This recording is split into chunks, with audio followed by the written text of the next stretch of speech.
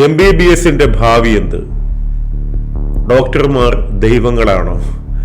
ഈ ഇടയ്ക്ക് ഞാൻ വായിച്ചത് ഡൽഹിയിൽ ഒരു 20 ഡോക്ടേഴ്സ് വേക്കൻസിക്ക് വേണ്ടിയിട്ട് 500 MBBS ഡോക്ടർമാർ ഭയങ്കരമായ കോമ്പറ്റീഷൻ നടത്തിയെന്നും ചിലരൊക്കെ കൈക്കൂലി കൊടുത്ത് ഡോക്ടറാകാൻ ശ്രമിച്ചു എന്നൊക്കെ വായിച്ചു. അങ്ങനെ ഒരു അവസ്ഥ നമ്മുടെ നാട്ടിലുണ്ടോ? അതായത് ഒരു MBBS പഠിച്ചതുകൊണ്ട് മാത്രം നമുക്ക് ഡോക്ടേഴ്സ് ആവാൻ പറ്റുമോ? അപ്പോൾ വളരെ വലിയ ചോദ്യങ്ങളാണ്. MBBSും പിന്നെ MSO MDO ഒക്കെ പഠിക്കുകയും പിന്നെ സ്പെഷ്യാലിറ്റി, സൂപ്പർ സ്പെഷ്യാലിറ്റി, അതിൻ്റെ അപ്പുറത്തെ സ്പെഷ്യാലിറ്റി ഒക്കെ കഴിഞ്ഞാൽ മാത്രം അംഗീകരിക്കപ്പെടുന്ന ഒരു കാലഘട്ടത്തിലാണ് നമ്മൾ ജീവിക്കുന്നത്. കാരണം എന്താണെന്നറിയോ? ഇന്ത്യയിൽ ഓരോ വർഷവും 1,00,000-ലധികം ഡോക്ടർമാർ ഇറങ്ങുന്നുണ്ട്. 87% MBBS സീറ്റുകളാണ് റീസെൻ്റ്ലി ഇന്ത്യ ഗവൺമെൻറ് കൂട്ടിയത്.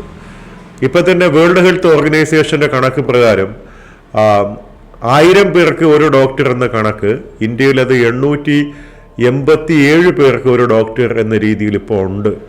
എന്ന് വെച്ചാൽ ആയുഷ് മന്ത്രാലയത്തിൻ്റെ കീഴിലുള്ള ഒരു 5 ലക്ഷത്തിലധികം ഡോക്ടേഴ്സിനും കൂടെ എടുക്കുമ്പോൾ ആണ് ഈ കണക്ക്. MBBSകാർ മാത്രം 1200 പേർക്ക് ഒരാളെന്ന രീതിയിലെങ്കിലും ഇപ്പോൾ ഉണ്ട്. അപ്പോൾ അത് എന്നിട്ട് എല്ലാ വർഷവും പുതിയ ഏകദേശം 1,00,000-ഓളം പുതിയ ഡോക്ടർമാർ പഠിച്ചിറങ്ങുന്നുണ്ട്. അത്രത്തോളം സീറ്റുണ്ട്. 90,000-ഓളം 1,00,000-ഓളം സീറ്റ് ഇന്ത്യയിൽ MBBSനുണ്ട്. അപ്പോൾ ഇനി എങ്ങനെയാണ് MBBSന്റെ ഭാവി എന്ന് വെച്ചാൽ, അപ്പോൾ അതുകൊണ്ട് തന്നെ കഴിവില്ലാത്തവർ, എങ്ങനെയെങ്കിലും അഡ്മിഷൻ വാങ്ങി MBBS പഠിക്കുന്നവർ ഇനിയുള്ള കാലത്ത് ഒരുപാട് സ്ട്രഗിൾ ചെയ്യും. അതിനുള്ള കാരണം എന്താണെന്നാണ് നമ്മൾ ഈ വീഡിയോയിലൂടെ അന്വേഷിക്കുന്നത്. MBBS is the new BTech എന്നാണ് ഒരു പ്രമുഖ പത്രം ഒരിക്കലും റിപ്പോർട്ട് ചെയ്തത്. അത് ഞാനതിനെ 2 രീതിയിലാണ് കാണുന്നത്. ഒന്ന്, അവർ ഉദ്ദേശിച്ചത് ഇന്ന് ഒരുപാട് ബിടെക്കുകാർ തൊഴിൽ രഹിതരാണെന്ന് പറഞ്ഞതുപോലെ ഒരുപാട് MBBSകാരും തൊഴിൽ രഹിതരാണെന്നുള്ളതാണ്.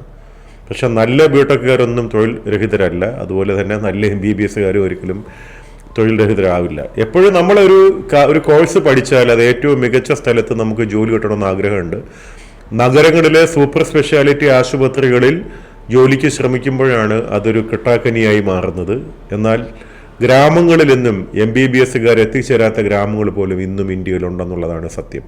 അപ്പോൾ ആരാണ് MBBS പഠിക്കേണ്ടത്, എന്തിനാണ് ഇത് പഠിക്കേണ്ടതെന്നുള്ളതാണ് ഞാൻ ഇവിടെ ആദ്യം പറയാൻ ഉദ്ദേശിക്കുന്നത്. ഒന്ന്, ആരാണ് പഠിക്കേണ്ടത്? ഒറ്റ വാക്കിൽ പറഞ്ഞാൽ വളരെ നല്ല ലേണിംഗ് ക്യാപ്പബിലിറ്റിയുള്ള, എല്ലാ വിഷയങ്ങളും വളരെ നന്നായി പഠിക്കാൻ കഴിവുള്ള, നല്ല ഇൻ്റലിജൻസ് ഉള്ള കുട്ടികൾ. അതെന്തുകൊണ്ടാണെന്ന് ചോദിച്ചാൽ അത്രത്തോളം അഡ്വാൻസ് ആയിട്ടുള്ള ഒരു ശാസ്ത്രശാഖയാണ് MBBS. ഒരുപാട് പഠിക്കാനുണ്ട്. വളരെ പഠനശേഷിയുള്ള കുട്ടികൾ മാത്രമേ ഈ കോഴ്സ് പഠിക്കാൻ പോകാവൂ. അതാണ് ആദ്യത്തെ കാര്യം. പൊതുവേ നമ്മുടെ നാട്ടിലൊരു ചൊല്ലുണ്ട്, മാത്തമെറ്റിക്സ് കൊള്ളത്തില്ല, ഫിസിക്സും ഇഷ്ടമില്ല, കെമിസ്ട്രി അഡ്ജസ്റ്റ് ചെയ്യാം, ബയോളജി ഭയങ്കര ഇഷ്ടമാണ്, അതുകൊണ്ട് MBBSന് പോകാം. തെറ്റാണ്. നിങ്ങൾക്ക് ഒരിക്കലും ശോഭിക്കാൻ പറ്റത്തില്ല. കാരണം മാത്തമെറ്റിക്സും ഫിസിക്സും കെമിസ്ട്രിയും ബയോളജിയും ഒന്നുപോലെ പഠിക്കാൻ ശേഷിയുള്ള, താല്പര്യമുള്ളവർ മാത്രമേ MBBS പഠിച്ചിട്ട് കാര്യമുള്ളൂ. അപ്പോൾ ഒരു വലിയ ചോദ്യം ചോദിക്കാം, എന്തിനാ മാത്തമെറ്റിക്സ്?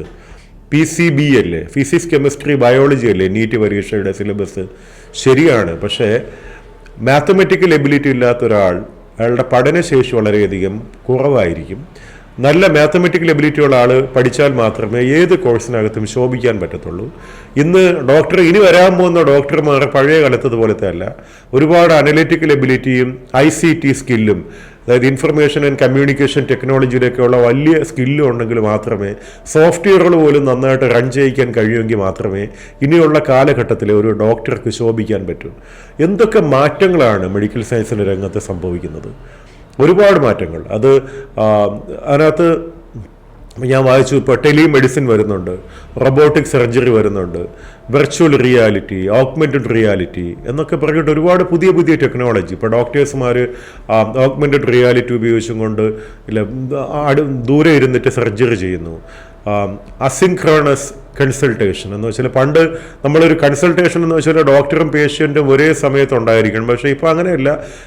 വളരെ വലിയ ടെക്നോളജി ട്രാൻസ്മിഷൻ്റെ ഒരു സ്പീഡ് കൂടിയപ്പോൾ നമുക്ക് ബയോ ട്രാൻസ്മിഷൻ, നമ്മുടെ മെഡിക്കൽ ഇമേജസ് ഒക്കെ വേഗം നമുക്ക് അയച്ചു കൊടുക്കാൻ പറ്റുമ്പോൾ പേഷ്യൻ്റ് അയച്ചു കൊടുക്കുന്ന റെക്കോർഡ്സ് ഏതെങ്കിലും വളരെ സ്പെഷ്യലിസ്റ്റ് ആയിട്ടുള്ള ഒരു ഡോക്ടറെ ലോകത്ത് എവിടെയിരുന്നും നോക്കി അതൊക്കെ കണ്ടുപിടിച്ച് അങ്ങനെ ഡയഗ്നോസ് ചെയ്ത് വളരെ ഇന്റർനാഷണലി അക്ലൈംഡ് ആയിട്ടുള്ള ഡോക്ടേഴ്സ് നമ്മുടെ നാട്ടിൽ ഇരിക്കുന്ന പേഷ്യൻസിനെ പോലും കൺസൾട്ട് ചെയ്യാനുള്ള അവസ്ഥയിലോട്ട് ടെക്നോളജീസ് മാറുന്നു. അപ്പോൾ ഈ ടെക്നോളജിയൊക്കെ അതിഗംഭീരമായി ഉപയോഗിച്ച് മിടുക്കന്മാരായും മിടുക്കിമാരായിട്ടും പ്രാക്ടീസ് ചെയ്യണമെങ്കിൽ വളരെ നല്ല മാത്തമെറ്റിക്കൽ ടെക്നിക്കൽ എബിലിറ്റി ഉള്ള എഞ്ചിനീയറിംഗ് സ്കിൽസ് ഉള്ള ബയോമെഡിക്കൽ സയൻസ് ടാലൻ്റ് ഉള്ള ആൾക്കാർക്ക് മാത്രമേ ഭാവിയിൽ മികച്ച ഡോക്ടേഴ്സ് ആകാൻ പറ്റൂ. അത് വളരെ സത്യമായിട്ടുള്ള കാര്യമാണ്. അല്ലാതെ ഒരാഗ്രഹത്തിൻ്റെ പേരിൽ മാത്രം കോളേജിൽ അഡ്മിഷൻ കിട്ടും, മാനേജ്മെൻറ്റ് കോട്ടയിൽ കാശ് കൊടുത്ത് MBBS ആയി അങ്ങനെ ഒരു വലിയൊരു മാന്യതയൊന്നും അത്തരം ഡോക്ടേഴ്സിന് നമ്മുടെ സമൂഹം കൊടുക്കുന്നില്ല. ഒരു കാലത്ത് ഡോക്ടർമാരെ ട്രഡീഷണലി ദൈവങ്ങളായി കണ്ടിരുന്നു. ഇപ്പോൾ അങ്ങനെയല്ല. They are very sophisticated technology bioscience professionals ആണ് ഡോക്ടേഴ്സ് എന്ന് വെച്ചാൽ. അപ്പോൾ വളരെയധികം മിടുക്കന്മാരായിട്ടുള്ള ടെക്നോളജിയും മാത്തമെറ്റിക്സും ഒരു സ്റ്റെം തന്നെ ആയിരിക്കണം. സാധാരണ ബിടെക്കിനാണ് സ്റ്റെം ആവുക എന്ന് പറയുന്നത്. ഇത് സ്റ്റെം വിത്ത് ബയോളജി ആയിട്ടുള്ള ഡോക്ടർമാർക്ക് മാത്രമേ ഭാവിയിൽ എന്തായാലും നന്നായിട്ട് പെർഫോം ചെയ്യാൻ പറ്റൂ എന്നുള്ളത് സംശയമില്ലാത്ത കാര്യമാണ്. അപ്പോൾ ഈ കോച്ചിങ് കമ്പനികൾ ഇപ്പം എല്ലാ ഇൻസ്റ്റിറ്റ്യൂഷൻസ് ഇപ്പം എല്ലാ സ്കൂളുകളുമായിട്ട് ടൈപ്പ് ചെയ്യുന്നു. അപ്പോൾ വേഗം തന്നെ അവർ ടെസ്റ്റ് നടത്തുന്നു, അവരെങ്ങോട്ട് നിങ്ങളെ ഗൈഡ് ചെയ്യുന്നു, നിങ്ങൾ ഭയങ്കര മിടുക്കന്മാരാണെന്ന് പറയുന്നു. കാര്യം ഇതൊരു വലിയ ബിസിനസ്സാണ്. ഇപ്പോൾ നിങ്ങൾ മനസ്സിലാക്കേണ്ടത് ഓരോ വർഷവും 100,000 പുതിയ ഡോക്ടർമാർ ഇറങ്ങുന്നു. അപ്പോൾ അതിനനുസരിച്ച് നമ്മുടെ പോപ്പുലേഷൻ കൂടുന്നൊന്നുമില്ല. പോപ്പുലേഷൻ ഇപ്പം തീർച്ചയായിട്ടും ഏറ്റവും പോപ്പുലേറ്റഡ് ആയിട്ടുള്ള രാജ്യമാണ്. അപ്പോൾ അത്രത്തോളം ഡോക്ടേഴ്സ് ഇപ്പം തന്നെ ഞാൻ ആദ്യം തുടങ്ങിയപ്പോൾ തന്നെ പറഞ്ഞു, വേൾഡ് ഹെൽത്ത് ഓർഗനൈസേഷൻ്റെ കണക്കിൽ 1000 പേർക്ക് ഒരു ഡോക്ടറാണെങ്കിൽ ഇന്ത്യയിൽ അത് ഏകദേശം 1200 പേർക്ക് ഒരു MBBS ഡോക്ടർ തന്നെ ഉണ്ട്. അതിന് പുറമെയാണ് ആയുഷ് മന്ത്രാലയത്തിൻ്റെ കീഴിൽ വരുന്ന Ayurveda, Siddha, Unani, homeopathy, naturopathy, acupuncture ഇങ്ങനെയൊക്കെ വരുന്ന ഒരുപാട് മറ്റ് സിസ്റ്റംസും ഉണ്ട് ഇപ്പോൾ. അപ്പോൾ ഡോക്ടേഴ്സ് അവൈലബിൾ ആണ് ഇപ്പോൾ എന്നുള്ളതാണ്. അപ്പോൾ അതുകൊണ്ട് ഈ പ്രൊഫഷനൊന്നും സംഭവിക്കുമെന്നല്ല. ഇനി ഭാവിയിൽ ഡോക്ടറാകാൻ ആഗ്രഹിക്കുന്നവർ തീർച്ചയായിട്ടും വളരെ നല്ല പഠനശേഷിയും ആ പ്രൊഫഷനോട് അങ്ങേയറ്റത്ത് ഒരു ഡെഡിക്കേഷനും വേണം. നമുക്ക് വെറുതെ ഒന്നും ഒരു 12 വർഷം മിനിമം നമ്മൾ പഠിക്കാൻ വില്ലിങ് ആയാലും മതിയാവും. MBBS കഴിഞ്ഞ് ഹൗസ് സർജൻസി കഴിഞ്ഞ് പിന്നെ MDക്ക് MBBSൻ്റെ അത്രയും സീറ്റില്ല. MBBSൻ്റെ പകുതി സീറ്റേ ഉള്ളൂ. അപ്പോൾ 3-4 വർഷമൊക്കെ ട്രൈ ചെയ്തിട്ടാണ് MDക്ക് സീറ്റ് കിട്ടുന്നത്. അതും മെറിറ്റിൽ കിട്ടിയില്ലെങ്കിൽ നമ്മുടെ മാനേജ്മെൻറ്റ് കോട്ടയിലെ സീറ്റിൻ്റെയൊക്കെ വിലയേറി കോടികളാണ് മാനേജ്മെൻറ്റ് കോട്ടയിൽ കൊടുക്കേണ്ടത്. അപ്പോൾ അതിനൊക്കെയുള്ള ശേഷിയുണ്ടോ എന്ന് സ്വയം ആലോചിച്ച് നോക്കണം. ഒരാൾ ഡോക്ടറായി ഇനിയുള്ള കാലത്ത് എക്സൽ ചെയ്യണമെങ്കിൽ അദ്ദേഹത്തിന് ബയോളജി മാത്രം അറിഞ്ഞാൽ പോരാ. He should be A Guy girl with lot of scientific ടെമ്പറാമെൻറ്റ്, നല്ല സയൻറ്റിഫിക് ടെമ്പറാമെൻ്റ് ഉള്ള ടെക്നിക്കൽ സ്കില്ലുള്ള മാത്തമെറ്റിക്കൽ എബിലിറ്റി ഉള്ള ആൾക്കാരായിരിക്കണം. ഇന്ന് ബിഗ് ഡേറ്റയുടെ സഹായത്തോടു കൂടി ഒരുപാട് റിസർച്ച് നടത്തുന്നുണ്ട് ഡോക്ടേഴ്സ് എന്ന് പറയുന്നവർ. Doctors R research people also. They are using data science, they are using all kind of technology. ലോകത്തെ ഏറ്റവും കൂടുതൽ ടെക്നോളജിക്കൽ റിസർച്ച് നടക്കുന്ന ഒരു ഏരിയ തന്നെയാണ് മെഡിക്കൽ സയൻസ് എന്ന് പറയുന്നത്. അപ്പോൾ ആ ഒരു ടെക്നോളജി ചേഞ്ചസുമായിട്ട് നമുക്ക് കോപ്പപ്പ് ചെയ്യാൻ പറ്റിയില്ലെങ്കിൽ ഇനിയുള്ള കാലത്ത് ഡോക്ടേഴ്സിന് നന്നായിട്ട് ഷൈൻ ചെയ്യാൻ പറ്റത്തില്ല, ആ പ്രൊഫഷൻ നന്നാവത്തില്ല. അല്ലെങ്കിൽ നിങ്ങൾ തീർച്ചയായിട്ടും വളരെ ചെറിയ ശമ്പളത്തിൽ ഒരുപാട് കഷ്ടപ്പെട്ട് പഠിച്ചിട്ട് വളരെ ചെറിയ ശമ്പളത്തിൽ ജോലി ചെയ്യേണ്ടി വരും. അപ്പോൾ ആദ്യം നിങ്ങൾക്ക് വളരെ നല്ല പഠനശേഷിയുണ്ടോ, നിങ്ങൾക്ക് ആ പ്രൊഫഷൻ തന്നെ ആകണോ എന്ന് ശ്രദ്ധിച്ചു. ഒപ്പം 10-12 വർഷം പഠിക്കാനുള്ള ഒരു മനസ്സുമുണ്ടോ എന്ന് നമ്മൾ ആദ്യം ശ്രദ്ധിച്ചു നോക്കണം. ഒരു കാര്യം മനസ്സിലാക്കേണ്ടത്, ഇപ്പോൾ ഒരു 6-7 വർഷം നമ്മൾ മെനക്കെട്ട് ഒരു BTechും MBAയും പഠിച്ചാൽ നമ്മുടെ നാട്ടിൽ കിട്ടുന്ന ശമ്പളവും ജോലി സാധ്യതകളും എന്ന് പറയുന്നത് വളരെ വലുതാണ്. അതിന് എതിരായിട്ട് ഡോക്ടർ ആണെന്ന് പറഞ്ഞിട്ട് അപ്പോൾ അങ്ങനത്തെ ഉള്ള ഒരു വലിയൊരു കാര്യമൊന്നും ഇന്നില്ല. ഇന്ന് എല്ലാ പ്രൊഫഷനും ഇല്ല. നമുക്ക് അന്തസ്സുള്ള എല്ലാ ജോലിയും വളരെ അന്തസ്സുള്ളത് തന്നെയാണ്. അപ്പോൾ അങ്ങനെ ഡോക്ടർ എന്ന് പറഞ്ഞിട്ടൊരു പ്രത്യേകതയൊന്നുമില്ല. തീർച്ചയായിട്ടും ഡോക്ടേഴ്സ് ദൈവങ്ങളാണോ എന്ന് ചോദിച്ചാൽ ചില സമയത്ത് നമുക്കൊരു ആവശ്യം വരുമ്പോൾ ദൈവങ്ങളാണ്. പക്ഷെ അങ്ങനെ ദൈവങ്ങളാകുന്ന ഡോക്ടർ ആവണമെങ്കിൽ വളരെ ബുദ്ധിമുട്ടാണ്. അവർക്ക് അത്രത്തോളം ഡെഡിക്കേഷനും ഹാർഡ് വർക്കും ആ പ്രൊഫഷനോടുള്ള ഒരു വലിയൊരു സിൻസിയറിറ്റി ഉള്ളവരെ മാത്രമേ മനുഷ്യരങ്ങനെ കാണാറുള്ളൂ, അല്ലേ? ഇന്ന് നമ്മൾ വായിക്കുന്നത് പല ഡോക്ടേഴ്സും ഒരു സൂപ്പർ സ്പെഷ്യാലിറ്റി സംസ്കാരം വരുന്നത് കൊണ്ട് ഇൻഡസ്ട്രിയലൈസേഷൻ്റെ ഭാഗമാണ്. അവർ ഡയഗ്നോസ്റ്റിക് ടെക്നോളജികളുടെ അടിമയാണ്, വലിയ വലിയ കോർപ്പറേറ്റ് ഹൗസസിൻ്റെ ടാർജറ്റുകളുടെ അടിമയാണ്.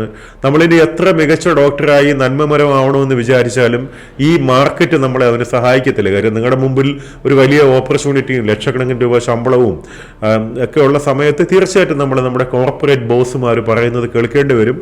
അപ്പോൾ അങ്ങനെ ജീവിക്കുന്ന ഡോക്ടർമാരെ നമ്മൾ പ്രൊഫഷണൽസ് എന്ന് വിളിക്കും, അല്ലാതെ ദൈവങ്ങളൊന്നും അല്ല. അവർ തീർച്ചയായിട്ടും അവർ ഒരു വലിയ കോർപ്പറേറ്റ് സംസ്കാരത്തിൻ്റെ ഭാഗമായി, നല്ല ബിസിനസ്സിൻ്റെ ഭാഗമായി ചെയ്യുന്നവർ തന്നെയാണത്. നമ്മൾ എന്തുമാത്രം ഡയഗ്നോസിസുകൾ, എന്തുമാത്രം മെഡിസിൻസ് നമ്മൾ അനാവശ്യമായി ഉപയോഗിക്കുന്നുണ്ട്, ഇല്ലെന്ന് ആർക്കും പറയാൻ പറ്റത്തില്ല. അപ്പോൾ ഇതൊക്കെ ഒരു വലിയൊരു ദൈവികമായ പ്രൊഫഷൻ്റെ ഭാഗമല്ല, പക്ക ബിസിനസ് പ്രൊഫഷണൽസായി അങ്ങനെയുള്ളവരെയാണ് നമ്മൾ ലോകം അംഗീകരിക്കുന്ന ഡോക്ടേഴ്സും ആവുന്നത്. അപ്പോൾ ഞാൻ പറയുന്നത്, അപ്പോൾ അങ്ങനെയുള്ള ഒരു വലിയ ഒരു ട്രഡീഷണലി നമ്മൾ കാണുന്ന ഒരു മാന്യതയിലൊന്നും അല്ല അവരെ കാണേണ്ടത്. നമ്മൾ അതൊരു പ്രൊഫഷനായിട്ട് സ്വീകരിക്കുമ്പോൾ തീരുമാനിക്കേണ്ടത്, നിങ്ങൾക്ക് അത് ആ മെഡിക്കൽ സയൻസ് പഠിച്ച് ആൾക്കാരെ ട്രീറ്റ് ചെയ്യാനുള്ള ഇൻട്രസ്റ്റ് ഉണ്ടോ, അത്രയും പഠിക്കാനുള്ള ഒരു ക്ഷമയുണ്ടോ, MBBSും MDയും പിന്നെ സൂപ്പർ സ്പെഷ്യാലിറ്റിയൊക്കെ പഠിച്ച് വരുന്ന മാറ്റങ്ങൾക്കനുസരിച്ച് പുതിയ പുതിയ കാര്യങ്ങൾ പഠിച്ച് അപ്ഡേറ്റ് ചെയ്ത് ഒരു വലിയ ഒരു സ്പെഷ്യലൈസേഷൻ്റെ ഭാഗമായിട്ട് നിൽക്കാനുള്ള ഒരു മനസ്സും കഴിവും ഉണ്ടെങ്കിൽ മാത്രമേ ഇത്തരം കോഴ്സുകൾക്ക് പഠിക്കാൻ പോകൂ. അല്ലാതെ ബയോളജി ഇഷ്ടമായതുകൊണ്ട് നീറ്റ് എഴുതാമെന്ന് വിചാരിച്ച് പോകുന്നത് തീർച്ചയായിട്ടും ഒരു നല്ല പ്രവണതയല്ല. പിന്നെ എത്ര പേരാണത്, എത്രയോ 19 ലക്ഷം കുട്ടികൾ എങ്ങാണ്ട് നീറ്റ് പരീക്ഷ എഴുതുമ്പോഴാണ് 1 ലക്ഷത്തിന് താഴെയുള്ളവർക്ക് കിട്ടുന്നത്. അപ്പം അത്രത്തോളം വലിയൊരു ട്രെയിനിങ് ഇൻഡസ്ട്രിയും കൂടിയാണ് നീറ്റ്. അപ്പം നമ്മൾ അതിന് ചാടി പുറപ്പെടുന്നതിന് മുമ്പ് നമുക്കത് പഠിക്കാനുള്ള സ്കില്ലുണ്ടോ, താല്പര്യമുണ്ടോ, പേഴ്സണാലിറ്റി ഉണ്ടോ, അഭിരുചി ഉണ്ടോ എന്നൊക്കെ നമ്മളൊന്ന് തീരുമാനിക്കുന്നത് വളരെ നല്ലതായിരിക്കും. അപ്പം ഭാവി എന്താണെന്ന് ചോദിച്ചാൽ, അങ്ങേയറ്റം പ്രൊഫിഷ്യൻ്റ് ആയിട്ടുള്ള, ടെക്നിക്കലി ബ്രില്യൻ്റ് ആയിട്ടുള്ള ഡോക്ടേഴ്സ് മാത്രമേ ഇനിയുള്ള കാലത്ത് ഈ ടെക്നോളജി ഡ്രിവൺ വേൾഡിൽ അവർ ഷൈൻ ചെയ്യത്തുള്ളൂ. അല്ലാത്തവർക്കൊരിക്കലും വെറുതെ ഒരു MBBSും പഠിച്ച ഡോക്ടർ ആവാമെന്ന് വിചാരിച്ചാൽ അത് ഇനിയുള്ള കാലത്ത് ബുദ്ധിമുട്ടായിരിക്കും.